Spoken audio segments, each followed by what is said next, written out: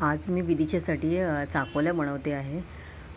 त्या आपण म्हणजे गव्हाची कणिक मळून मग त्याची चपाती वगैरे लाटून त्या मग उकडत्या आपल्या तुरीच्या डाळीच्या वरणामध्ये सोडायच्या.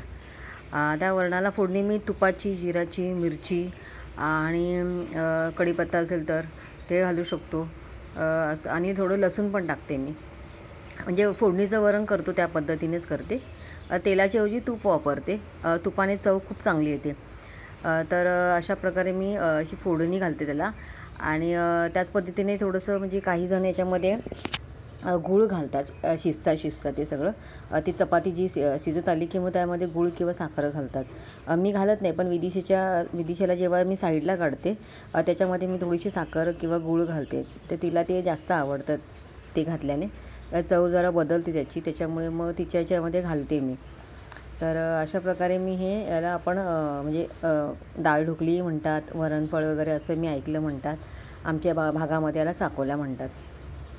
तर असंही मी देते विदिशाला चाकोल्या वगैरे म्हणून. मला ॲक्च्युली मला एकाने सांगितलं होतं, वहिनीने वगैरे, की तू असं ही चाकोल्याची रेसिपी दाखव शूट करून. तर म्हणून म्हटलं हा व्हिडिओ घ्यावा आपण. तिला जेव्हा बनवलं तेव्हा मी आणि म्हटलं दाखवावं. तर अशा पद्धतीने मी हे असं विदिशाला देते. हे चपात्या आतमध्ये शिजल्यानंतर मऊ होतात आणि मग नंतर ते स्मॅश करून मग तिला मी भरवते. नॉर्मली आपल्या मुलांना पण देऊ शकतो आपण हे खायला. त्याच पद्धतीने मला इथे थोडंसं म्हणजे घट्ट जेव्हा वाटतं तेव्हा पळीभर असं थोडंसं उकळतं पाणी करून पण आपण ॲड करू शकतो. कारण की घट्ट डाळीमध्ये चपात्या नॉर्मली शिजत नाही, थोडी पातळच वरण लागतं त्याला फोडणीचं.